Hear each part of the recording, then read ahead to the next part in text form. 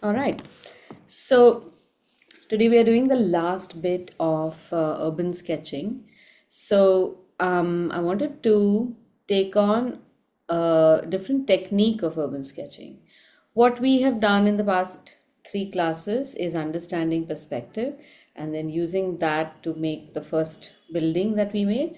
And last week also, I tried to show you that you don't really need to rely only on perspective for urban sketching. You can just look at an object or a building head on and then make that without having to rely on all these complicated things. But having said that, we found a nice complicated railing to do, which gave us enough.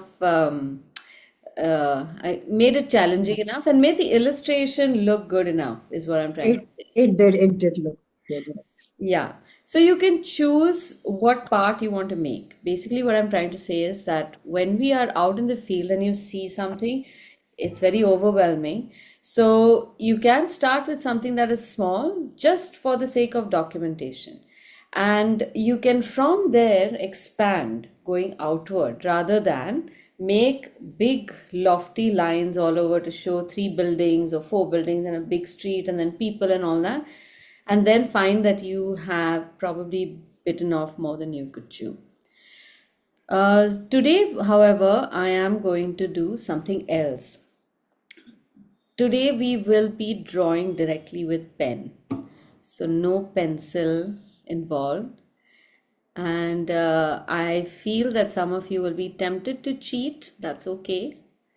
But just for your own sakes, I'm going to tell you that if you can, keep that pencil out of sight. If you have a window nearby, just chuck it out of the window so you're not tempted to cheat. Because the technique today has to look very spontaneous. And this technique will help you to start making urban sketches faster without that pressure that it has to look perfect. So I'm going to do one full demo first. I do not want you to watch one line and then draw one line at a time. I would like you to look at how I make the illustration and at the same time keep an eye on the reference image. So you can see that and see how I am making that on paper. When you are drawing with me, I fear sometimes that you are not seeing how one line that I make in the beginning relates to a line made later, because yours and my line can differ, and then that connection may not happen. All right, so since this is going to be a pen only thing, I know that this could be a little scary. So just watch everything first and then you can start sketching. So I have taken three pictures and we are going to attempt to make all three pictures. So we have 90 minutes. I want to give my sketch in the beginning about 15 minutes of just drawing. After that, I'm going to give you 15 minutes to draw. You can take 20 minutes also, even up to half an hour. And then at that point, you might have questions that I've come to this point, I'm stuck, help me out, and I can help you over there. So we will take this very slowly. And then the last two pictures, we are going to make sure that time permits. We are going to make quick sketches of the last two as well. So I will tell you which ones we can begin with. Since Shilpa requested that we make the people pictures first, I'll show you how to make this one. Then we have just a building, and this is again, as you can see, the front of the building. You can ignore the railing on the right if you so choose. And then the last one is a little absolute chaotic little shop, cafe, God knows what it is. And we're going to try and make this as well. Okay.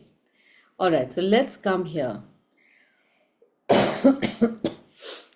So when I start a picture like that, I look for something that I can see wholly, a full object, or a person. I would also reduce the people to being just objects in a picture so that what you start seeing are rectangles, more rectangles, maybe a rectangle placed in one's direction, and so on and so forth. And all this is going to be made with very scribbly lines. So if I can just show you how that scribbly line will look, it can just be something like that.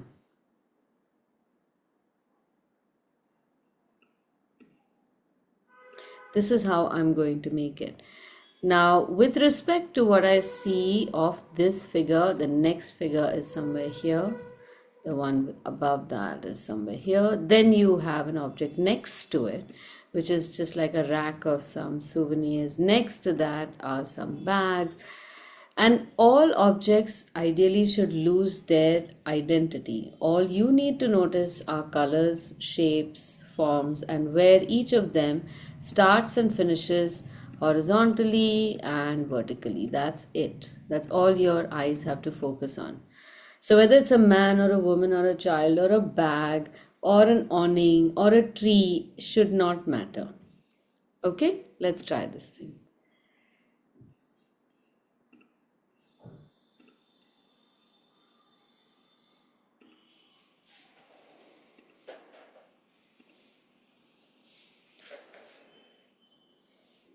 Aditi, Thanks, Elaine. Okay, so the problem with starting with a pen is assuming that the line you make is not going to be accurate. So you'd rather start with a pencil and then goof up if need be, and then come back to a fair illustration. But if you don't have a pencil, and if, or imagine that whatever you're doing is not going to be a goof up, just use a few moments before to map the illustration on paper. I'm going to make it a small size. That way, I'm not obliged to make far too many details. And of the details that I make, I can just make some scribbles here and there and maybe convey a vague idea of what that might be. So let's say the building, the picture that we have of the street with the people is about this tall, and maybe if this it's this tall, maybe at halfway point is where, beyond that or below that is where all the action is, and above that are all the awnings. And then in that halfway is the section where you have the people, and in that the first person that I showed is only about this big. So this preliminary visualizing of the illustration is mandatory, and every artist does this, but beginners don't. We do our visualizing with pencil. So you'll make that man in all probability about this size, and then you say, "Arey, now he's become so big now. Now how will I draw the buildings?" Okay, rub, rub, rub, rub, rub. Then after you've erased, you have no idea why you've erased it and now where to go. So how big should the man be? So in of the 15 minutes, even if you take 5 whole minutes to figure this out, it will give you a better chance of being less inaccurate, let's say. Okay, now let's say I've now figured out that my man has to be small. Now, where suppose I put him over here, you can just look at the man and say, if I make the man this small, how many times the height of the man is the picture going to be? So look at the screen where you are seeing the reference image and really hold the person in the pinch of your fingers and just go upwards. Like you look at the photograph and you just go upward and say, okay, maybe 3 person widths high and three one times. person width height down should be enough. So this is where I'm drawing my man. He's about this big. And human figures can be a little tricky. Of course, now while I made this dot here, I've also measured that there will be enough space on either side so that my picture, one picture comes here and then the second picture can come here. All right, here goes. Do not play with the zoom at this Mm. point. Don't zoom up, because when you zoom up, that man will become very big. You don't need to know more details. So the scribble that I'm making is going to be a silhouette of his external shape.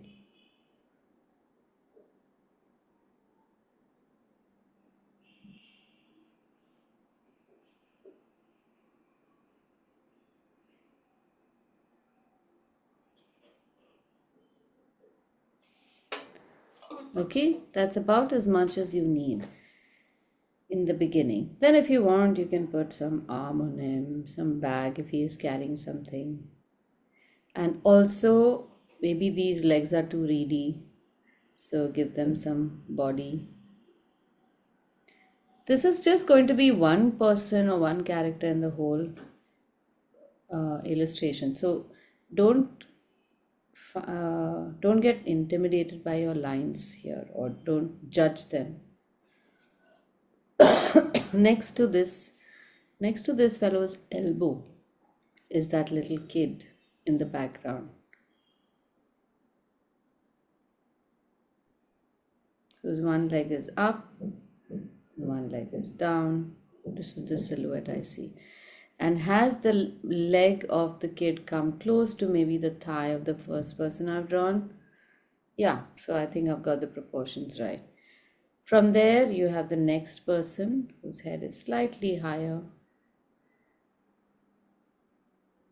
That is the person along with the kid.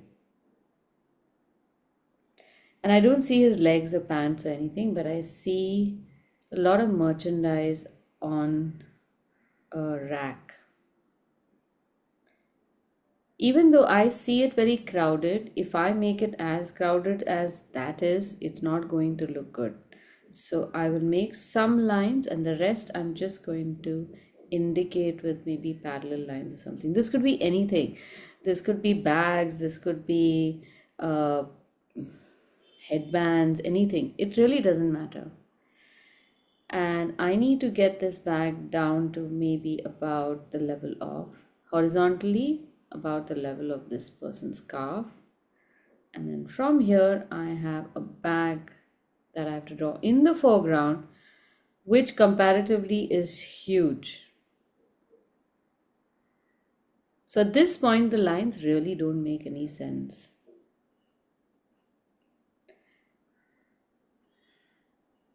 You wonder what this is and why is that man so small? Is this another feature right next to him? But trust me, in time, all of this will start making sense. Aditi, Huh. can you stop here and we do here and then you do more? No, no, don't do it like that. You will be able to do it. Trust me, because this is how we do it in the um, at the retreat also. But I'll do you one. I will take a picture at this stage. Okay. Hmm. So that Yeah. at least we have some reference point, and then you know how to come up to this and then move forward. Is that okay? Yeah, sure.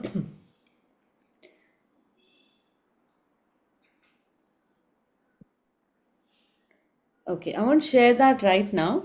I'll share it later. So just focus on this. Now, this party, can you see this in the photograph, in the reference image? Yeah. So, though it does not make sense in the sketch, you know, and I know where all these lines would be in the photograph, right? Okay, moving on from there now. We have an arched building on the right hand side. So there is a wall on the right of these bags which comes straight up. This can be the edge of our sketch. And I'm drawing this wall from the bottom up because I'm getting the distance better from here. Don't be tempted to do this. Turn it around and make a long line like that, because often that line could be a little inaccurate. Then from this fellow's head upward, we have an awning somewhere here. So I'm just going to make a dot or a line. And above this fellow's head, we have an awning that's this tall. This is the distance of that awning. And from here, I start making these angles to come to, see, one awning line comes right on top of the souvenir rack. And from there, there's another that goes about like this. Then you have a lamp where you have the next building, which is not too tall. The line is not too tall. And at this point, above the lamp, you have the next awning, which now we're all bringing all of this towards the foreground as we go higher.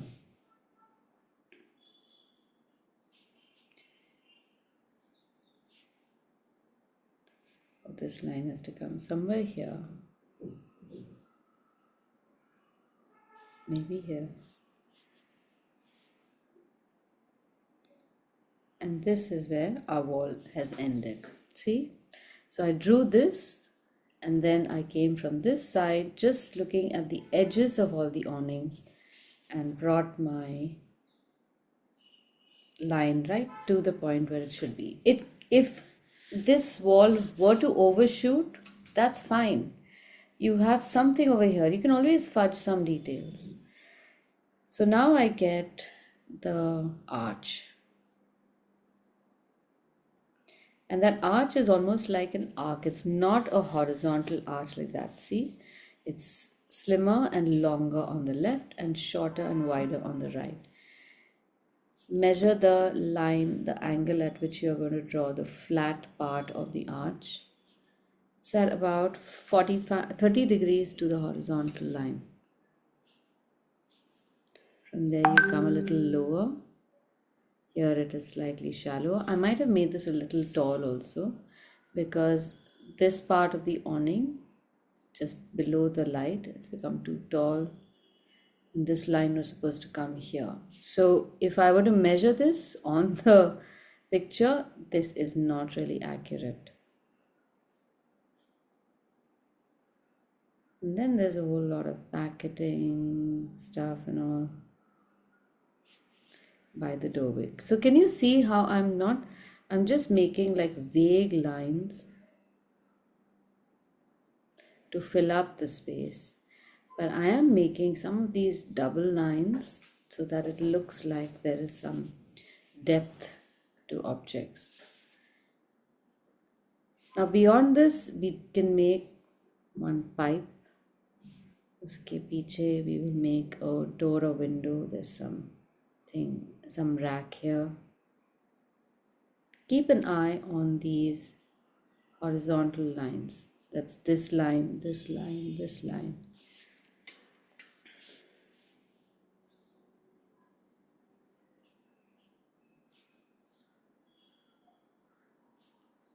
And all my lines are going off now. But they are just so confident that you won't be able to tell where it's going off. It's all just going to look busy. And somewhere here something has worked, so it will look good and you will believe that it is working. Now I'm not going to make anything beyond this. Though there is a building, it really doesn't do anything to our picture. So I'm going to keep this blank and I'm going to color only over here so that I can make this my illustration. This then becomes mine. Okay. Okay. So, are you going to draw more now? Yes, yes. Could you take a picture of just this side building, please? Yes, we can. So one step at a time, maybe we can follow. So we should do the right side first. No, Sure. I'm not going to do it. I just take a photograph so that we have a reference of where Yes, yes, we'll perfect. follow it later. Yep. Okay, so I hope so far you have been looking at the process, not the exact order of things. Okay? Order will make no difference. If you feel you want to start from the awning and make all of this, that is fine. The process is that the first line you make it the one that you see the best and are confident of making. People can be difficult.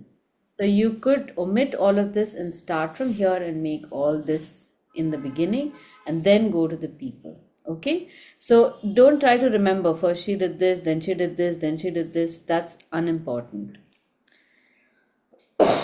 Okay, now coming to the left. Here again, our normal go-to is start the person from the head. But that may not be the place that you get your direction from.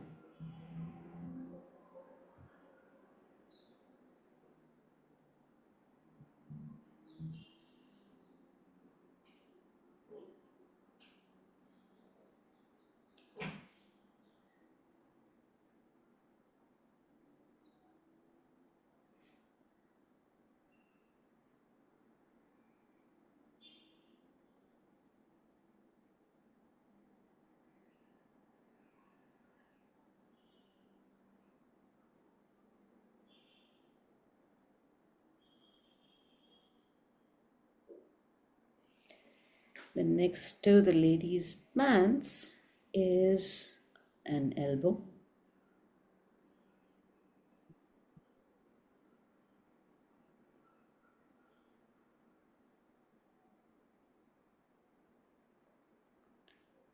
And then some shape of the body.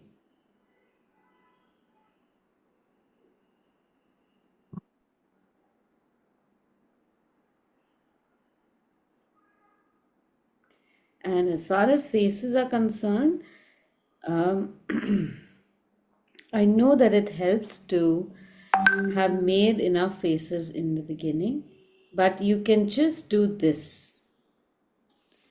It's just a little not projection, protrusion for the nose, a little for the mouth and chin, and then back inside. And that usually is good to start with. If we try to make very distinct noses and all, it sometimes just throws us off. Then next to that lady is another lady who thankfully is wearing glasses. So we don't have to worry about that. Omit the rest of the face. And honestly, it doesn't matter whether these ladies are looking good or not or bad. Then we have the shop front on the left.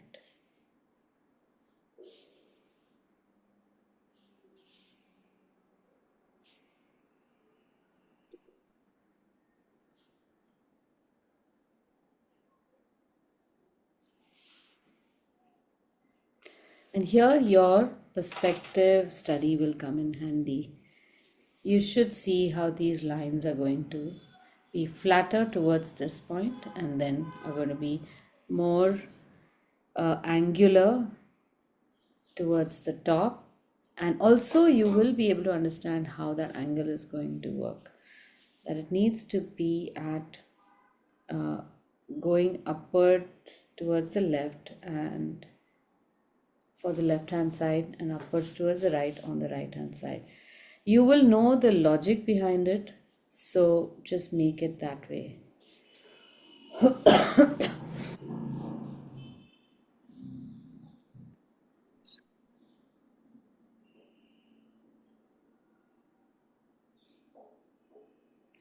So the beauty of this street is, oh, I've made this so short, is that this street is a shopping street. So you have lots of buildings, lots of awnings. That is what we are trying to capture here.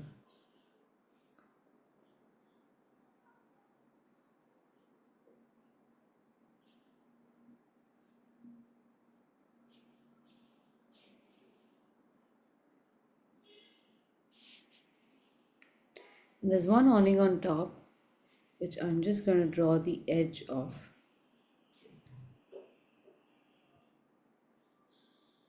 To finish off the painting below.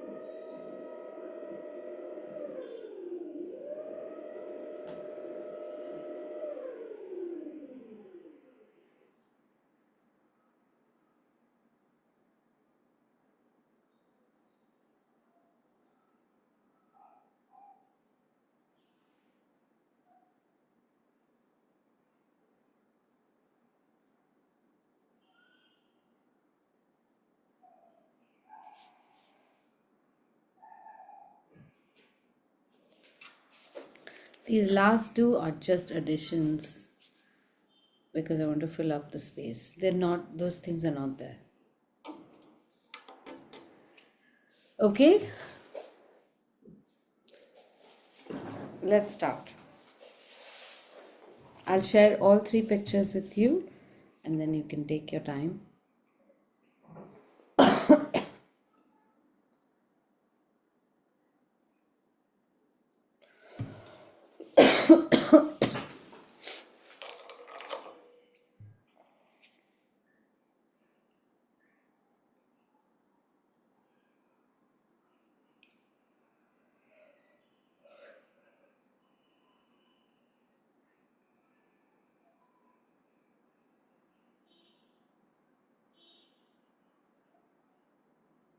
Reva Bhavani is already made.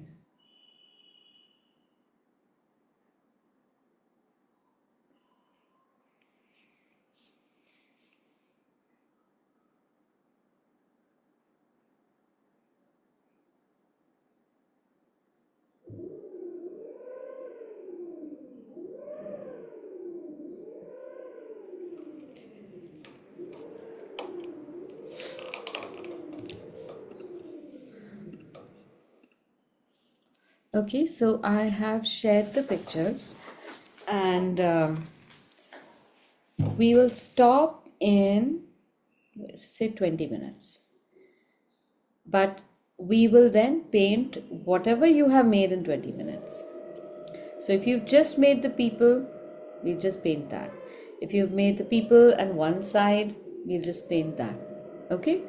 So I want to put this time limit because this is the only way you will be forced to not second guess your lines. You'll just say, just forget it, let me just do this thing.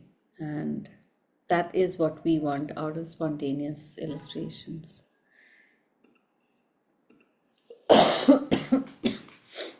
All right.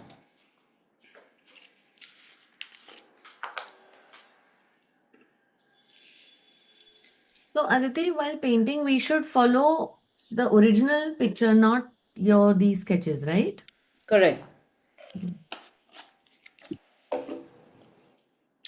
This is only a reference if you get stuck at some point and you do not know how to make something or the other, then you can take some tips from my illustration. That's all.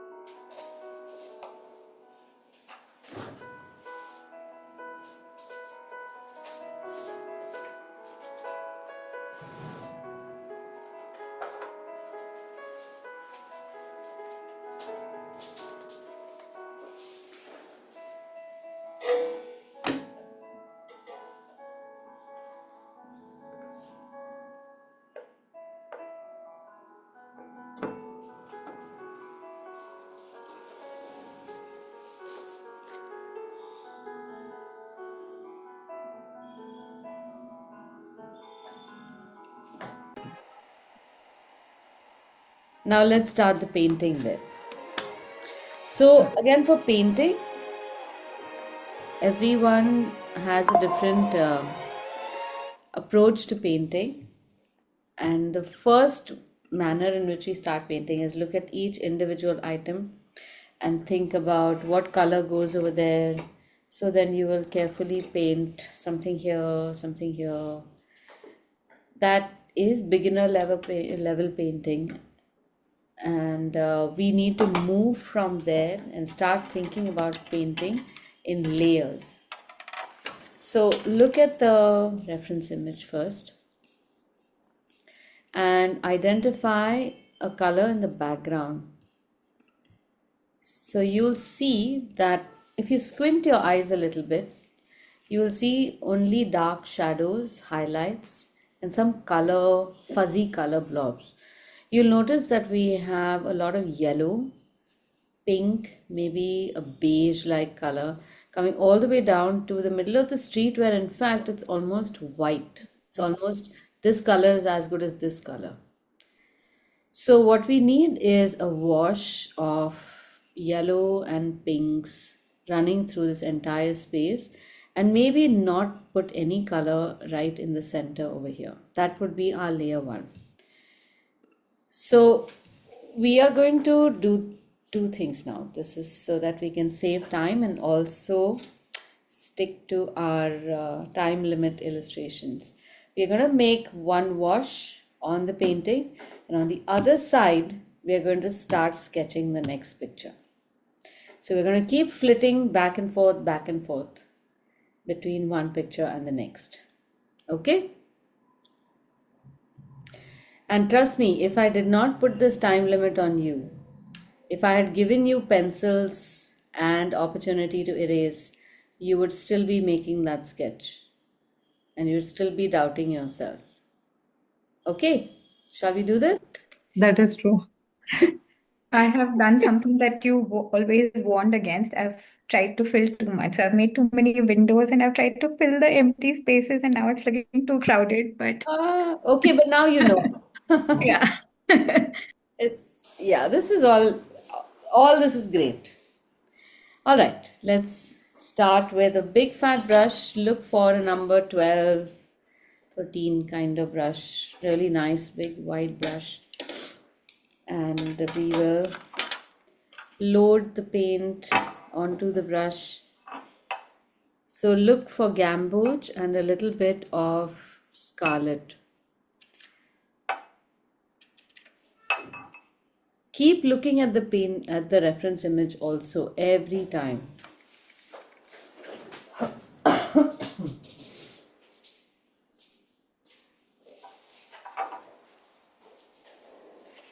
Is it going to be a very watery?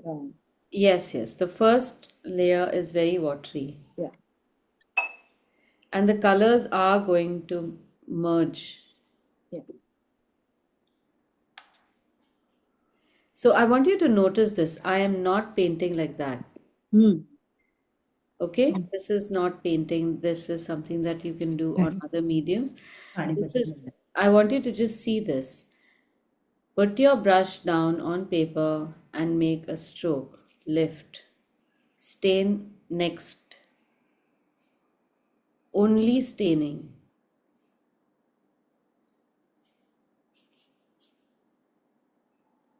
Then a little bit, I'm just touching the crimson, the scarlet, and dropping some of that in this middle section and pulling that blended color down. Let that color go into the people also.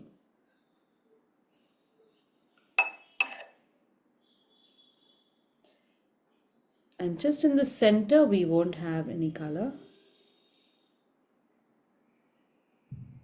And on the sides, I personally don't like these brush strokes. So I am going to run my damp brush along the edge so that I don't get any firm lines.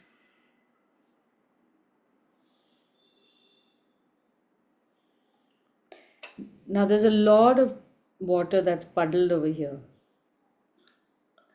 I don't want it so much, so I'm going to spread that out.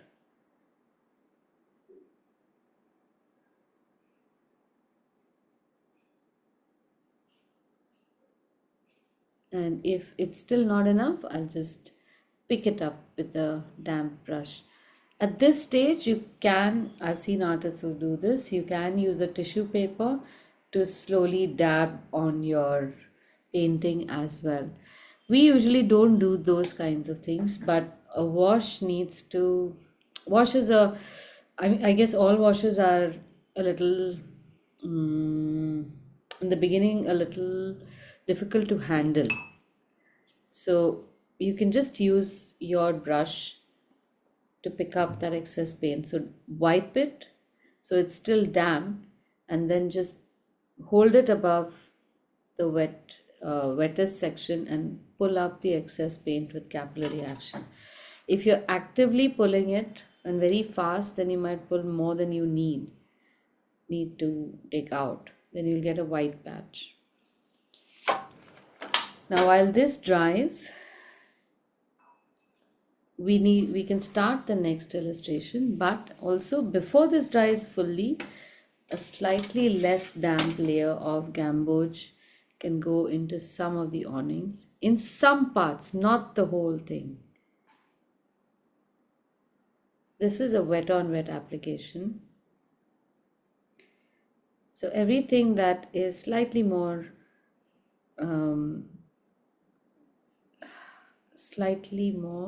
I'm forgetting words, forgive me, my brain is in a bit of a fog, where the colors are a little more intense, you can add them even while the earlier layer is slightly damp. So here I am adding some yellow ochre, but I'm gonna throw a little bit of color by adding some cerulean in the mix as well.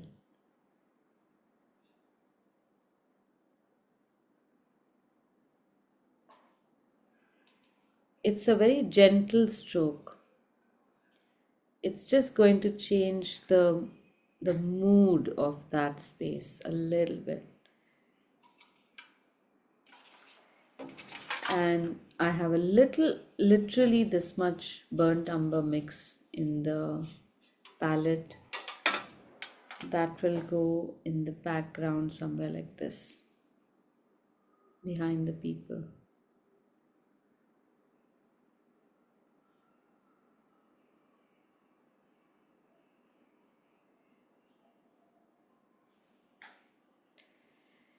Now we can let this dry and do its thing. Or wait, I keep thinking that we can, but it's not happening. I'm going to put a little bit of purple here as well. So that's not purple, let's say crimson with the burnt umber.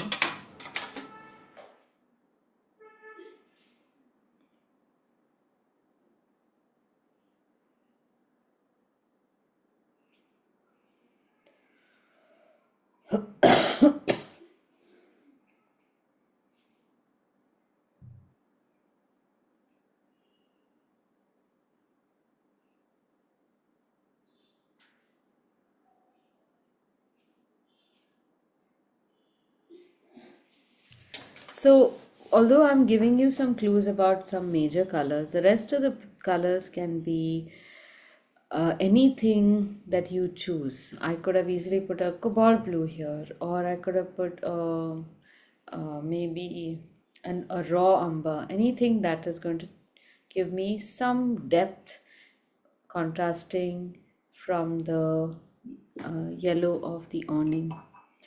And there is a shadow towards the top of this awning as well. We could put a little bit of color there. All these secondary colors that I'm picking them from this palette, not from the cake.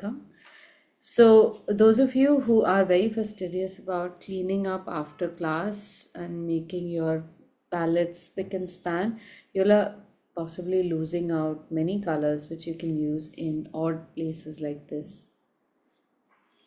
These shades that get created in watercolor palette are very valuable.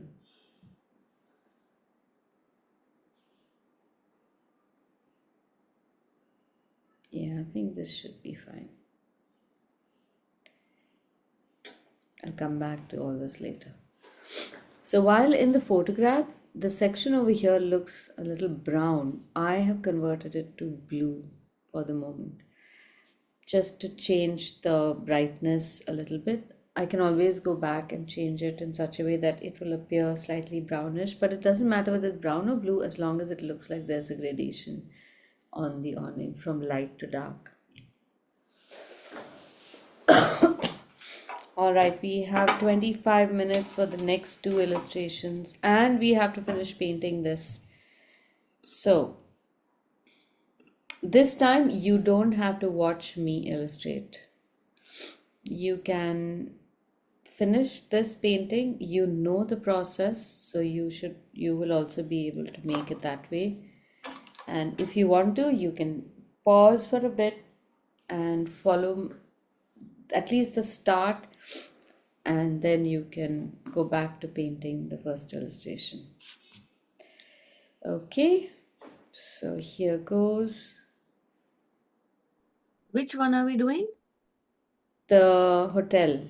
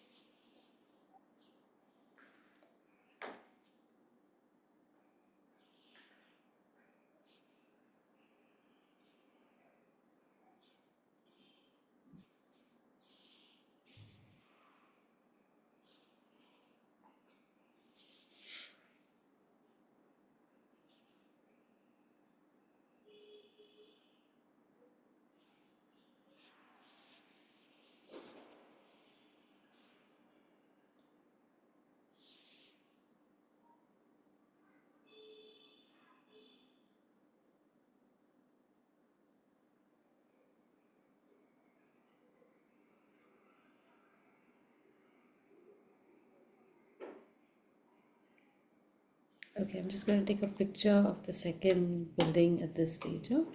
Give me a second, I'll switch off my camera.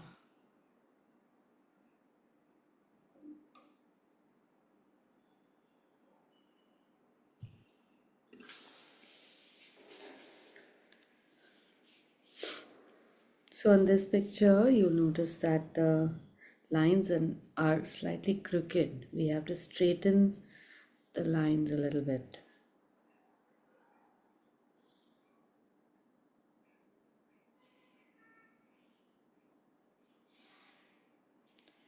And in this doorway, Just look for the logic behind the door.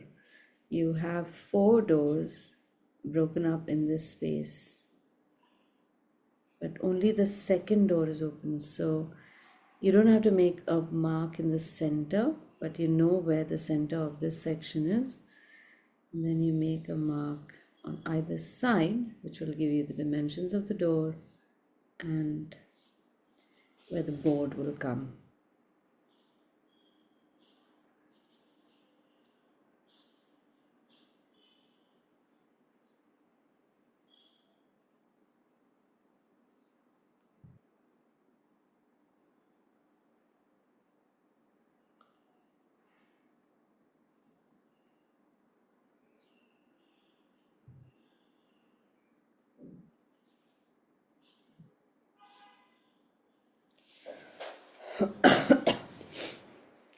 So Shilpa, ह्यासाठी ना, for this illustration, try to make lines which are just straight. What you are normally doing is this. Ah, बरोबर. Just stop doing that. Just draw them just confidently. फार तर फार काय वाकडे होतील. हो दे, correct कर. बरोबर. That still looks better than those. I know. You used to always tell me that. की Yeah, I नको know. पडू. I'm still telling that to a lot of people. And the I don't know, the solution is you have to, it's like jumping into a swimming pool. I can never jump into a swimming pool. I just get very scared because I was thrown in as a kid. But so I can't dive in. I have no fear of the water and I have no fear of swimming. But that jumping in is still a bother.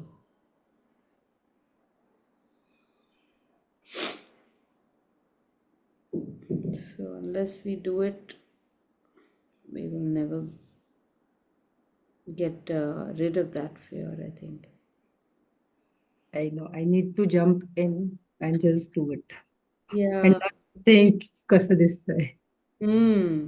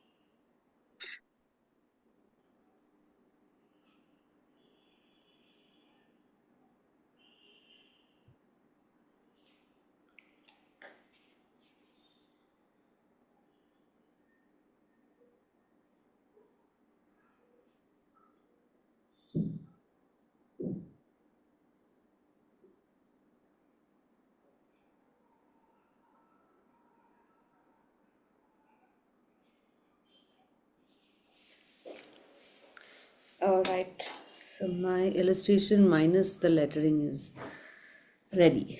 The second one. So I'm going to go back to painting some details in the first one now.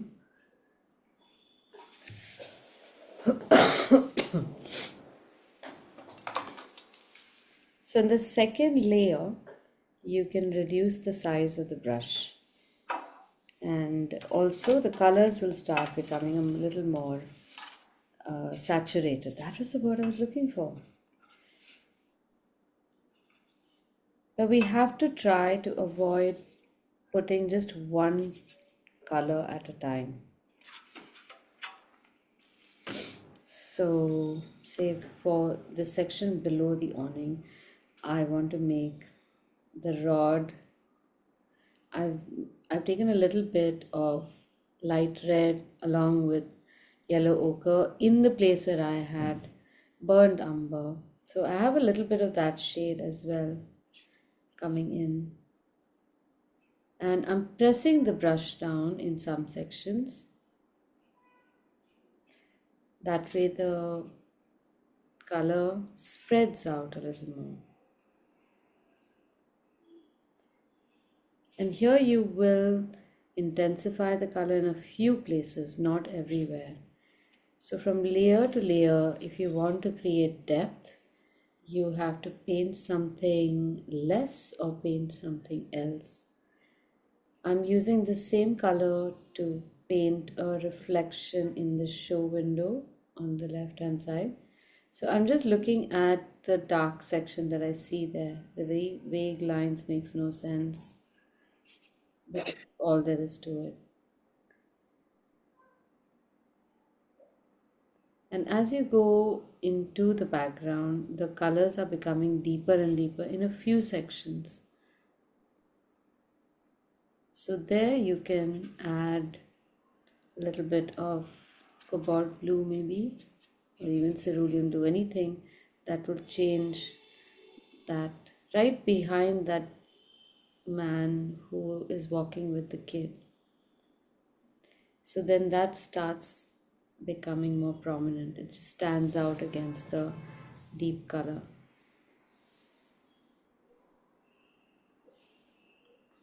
We are ignoring the buildings in the center here, at least I am. But all the others, I will put a little shadow where there are other features, like there's a pipe here, there are some windows over here.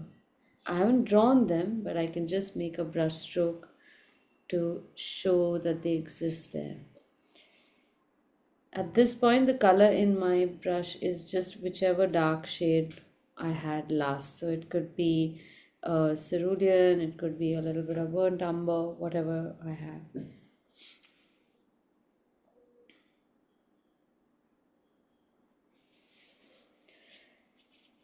And part of the illustration can also be drawn with painting.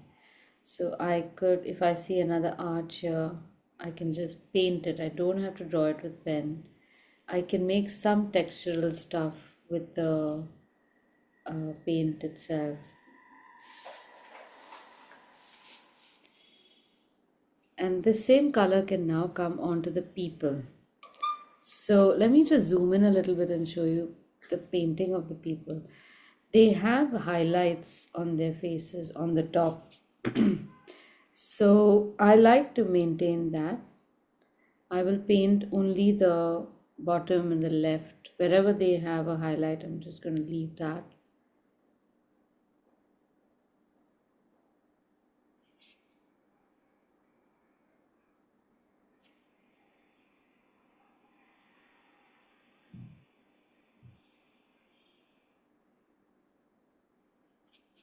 A little yellow ochre on the bag.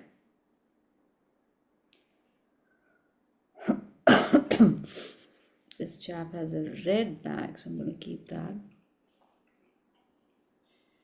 And then just some deep blues mixed with a little bit of black for the pants and the shirt. This is the kid's pants, his adult's pants.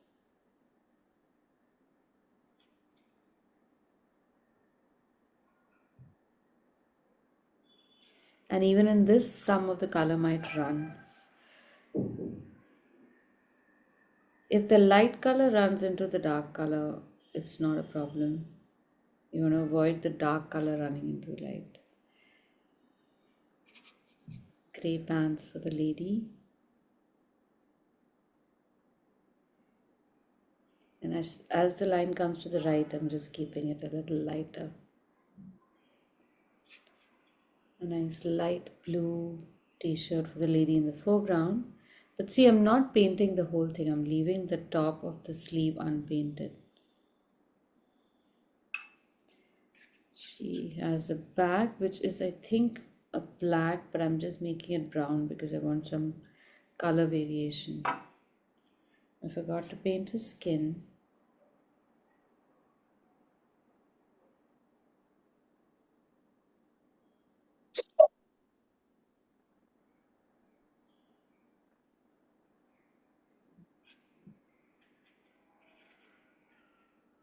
The lady next to her has a very cute lavender dress.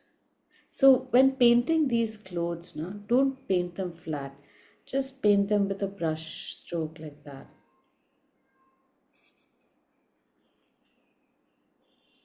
So something like this, if her pants are here, you don't paint the whole thing black. Leave a little unpainted.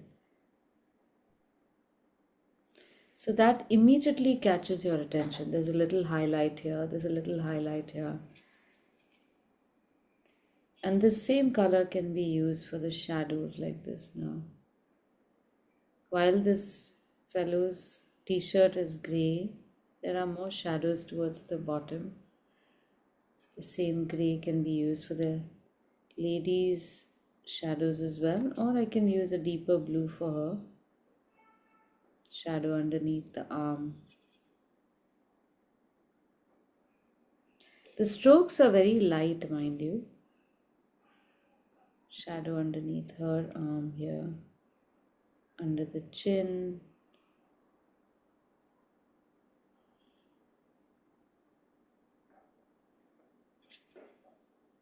So what we see as people and what we paint of them is very different.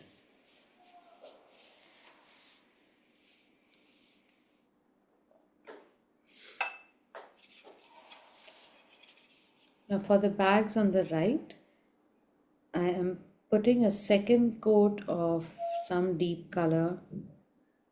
It could be yellow ochre with brown or whatever, only in the darker sections now.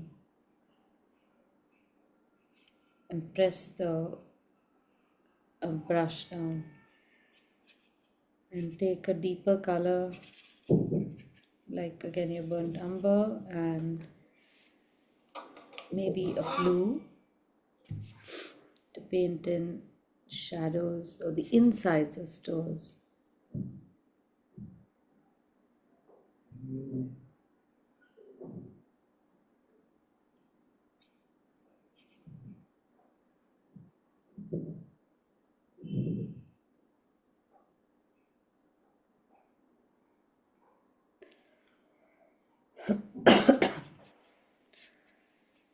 Now here's a little trick of brush manipulation. I want a nice arch shape inside this arch of the shadow. So this is how I can manipulate that stroke.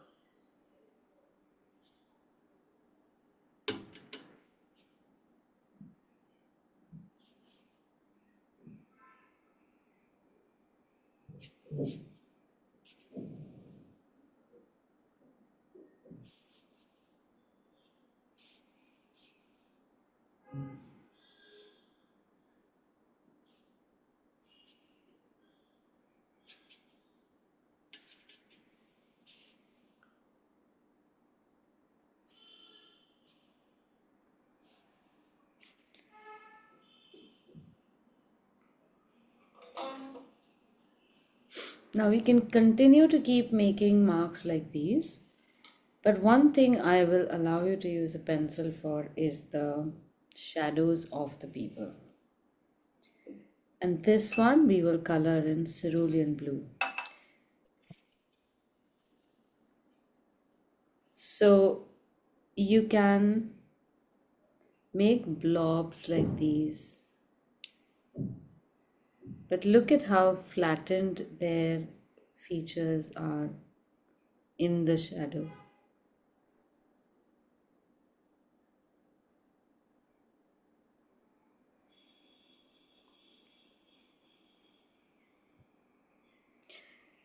So you are making blobs, mind you. You are not making horizontal lines.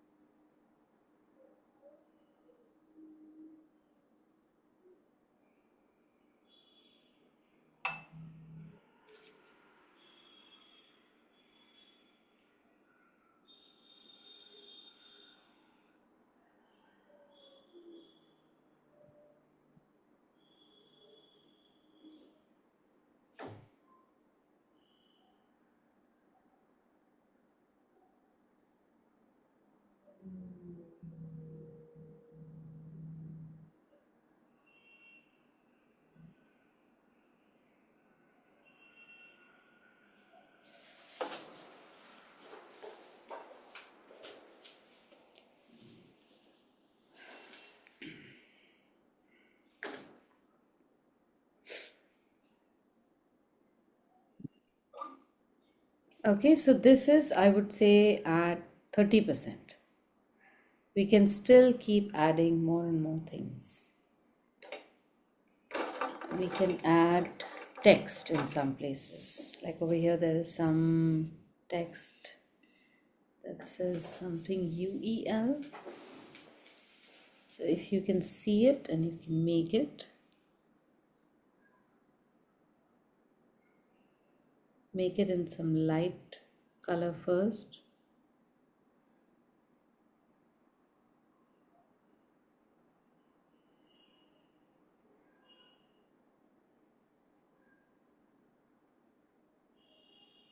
I love to put text on urban sketching topics, whatever is there. That's why I have text over here also.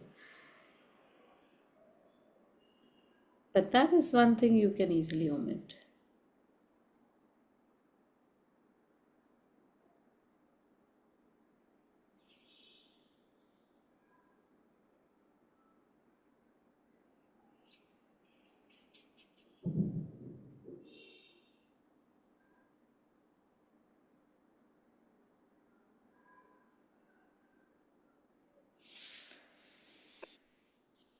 And in the other places also, wherever there are boards, if there's a board here, you can just make,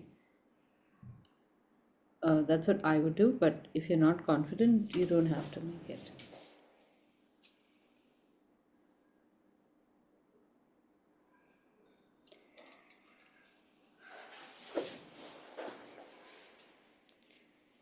Okay. So we managed two. I'm not unhappy.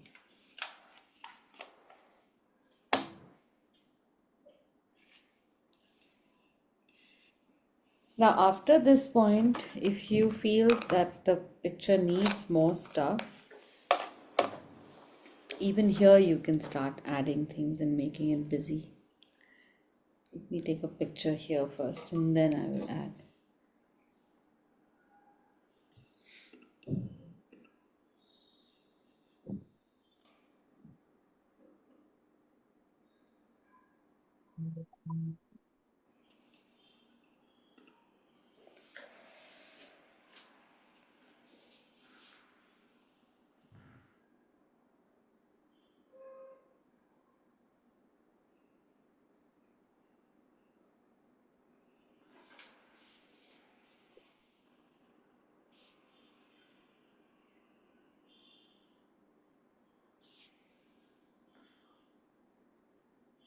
This little hotel is on the Camino. Oh, is it? What is It this? has a scallop on the side with a walker. Ah, On okay. top of Pizzeria, Uh-huh. it has a little scallop, which is that sign of that Camino pilgrimage across France and Spain and Portugal. Is that so? France and Spain. So Ah, it starts from one end of France and goes, and the sign for the pilgrimage is the scallop shell. So wherever you see it, you know that it's on the Camino, it's on that pilgrimage. Oh, wow. You'll get places to stay and eat, That's and so cute. I didn't know that. Oh, let's see. I must make that then. yeah, that's scallop shell. The sign of that. See, you'll see a little old-fashioned pilgrim with a stick and a bag on. Yeah. He's so cute with a hat. That is so interesting. You must do that, Aditi. Mm. Walk the Camino. People do it in stretches of a week or 10 days, one bit at a time. Mm-hmm. And it goes from the south of France over the Pyrenees Mm. and goes into Pamplona and Basque country Mm. and right to the end of Spain where they have the cathedral, and that's where it ends. Wow. Very, very interesting. I should try it.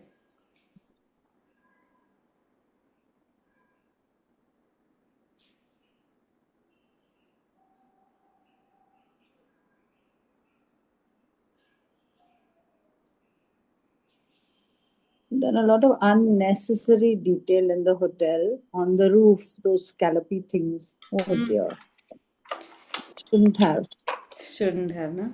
Even I shouldn't have. Yours look nice, Aditi. But still, I needn't have. Oh, the yes.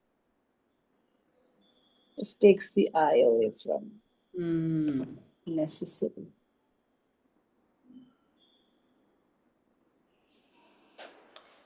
And Right. one section that we forgot, I mean, I forgot completely, is these little curios. So instead of painting each individual thing, you can just put blobs of color that indicate some, I guess, a clump of something very colorful. This has become too red right now, but it will change. I also did two red and then dabbed it off. It was like taking, you're only looking at the red. No, but it will, when it dries, it It'll won't fade make a that. little. Yeah. So even in this, I can continue to add a lot of shadows. All these things can be more shaded.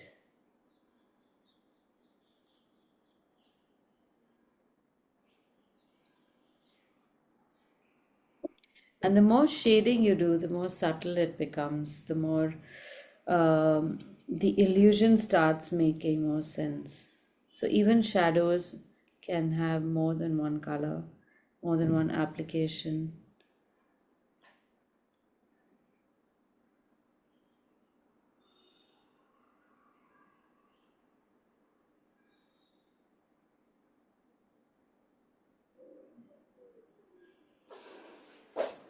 And so on.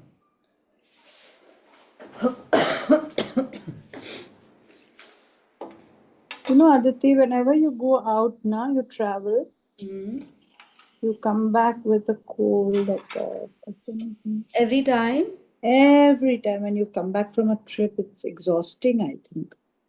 Mm, Your immunity is low on the aircraft. Somewhere you'll catch something. I remember maybe. you going to the south of France. You went to France and you came back and you had this.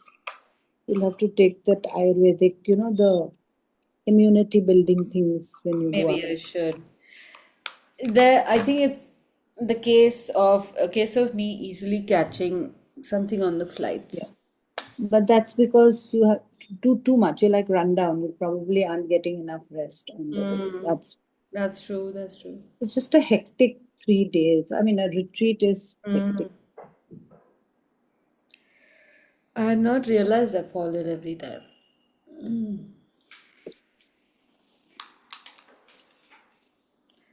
All right, so how's it looking? The second drawing is lopsided, and even though I did pinching and everything, but I'll show it to you. It's not very good, but I think I'll give it another try. Can you share the second picture, Aditi? The Yeah, one. yeah. One second. Let me just start seeing everything. Okay. See how lopsided it is? I missed the door, so I made it on one side. No, not really. It's okay. Make windows on that one also. Yeah.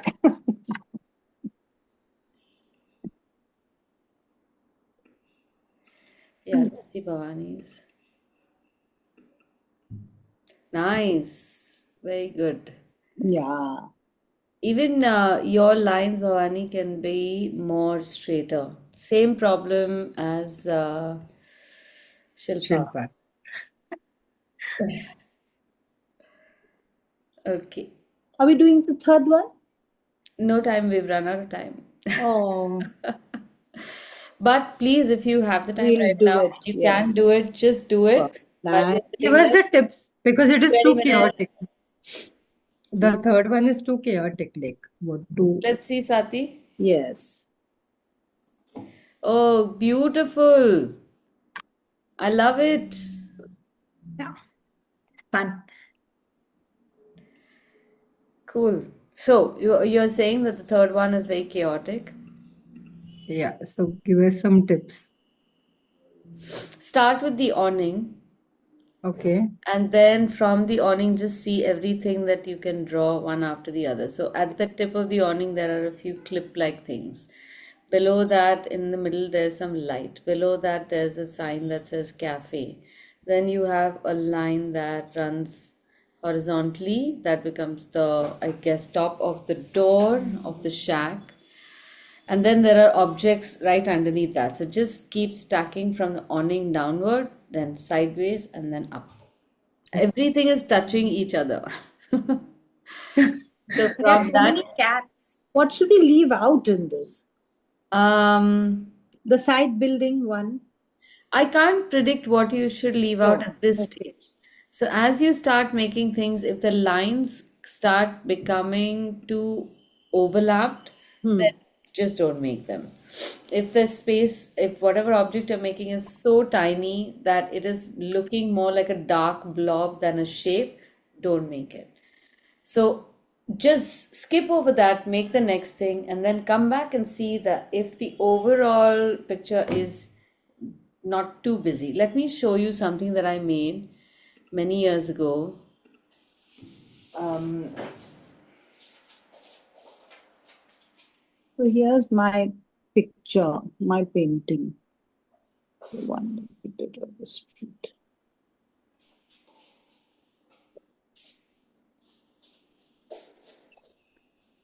wait, I didn't see Yeah. that. That's okay. I hope it's in this book. Give me a minute. Huh?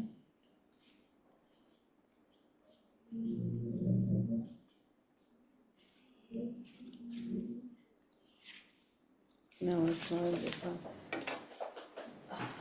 Wait, give me a minute. I'll just look for this and because it's really it took me a long time to make it.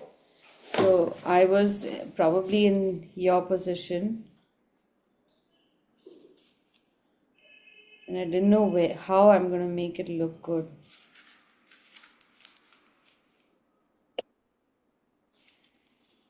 Yeah. And unfortunately, I don't have a before after picture. So there's Wow. this restaurant just outside of not outside actually, on the Goa. way Is in it Goa? Goa, yeah. Yeah. But we went there last year and it was shut. So this Oh. place has a bar which My has so goodness. many things. So many elements. My gosh. And you've Uh, got them all to scale. No, you Steps don't know. and all. No, you don't know.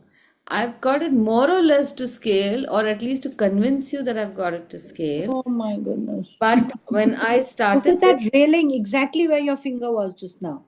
yeah, so I Oh my goodness. started this with the fan, with the top of the table, with this part. And this was a table right in front of us. Hmm. which I've just made a silhouette so that I don't have to draw the pattern on the table. And then I drew everything else. But it took me a long time after coming back to look at the picture, like the picture we have right now, to draw each and every object, touching the next object and the next object and the next object. But it is so satisfying. Oh, no, no, no, no. And that steps and the edge of that, the perspective of that edge of that, the stones, and then the steps coming this way, and then the ground coming this way. Oh my God, it's a nightmare. This was brilliant. I must say, I'm very happy. Very, very proud. You This should was be. 10 years ago, 18th November, almost to the Wow. date, 10 years ago. Whew. So the only reason I think why it looks good is because the lines are pretty Well strong. drawn. Yeah. And the perspective is good. Once you've got the Yes. drawing right, Yeah. that's it. But this was not done with pencil, huh? Ah. So when you draw with pencil first, as soon as you can, ditch the pencil and start drawing with a pen. Just start doing it. It's like taking 10 paces ahead instead of just one at a time. So you will end up making the same mistakes that you would with pencil any case, but somehow with a pen you are on like one of those travelators that your fall is not going to take you back or keep you in place. You fall, but you're still moving forward.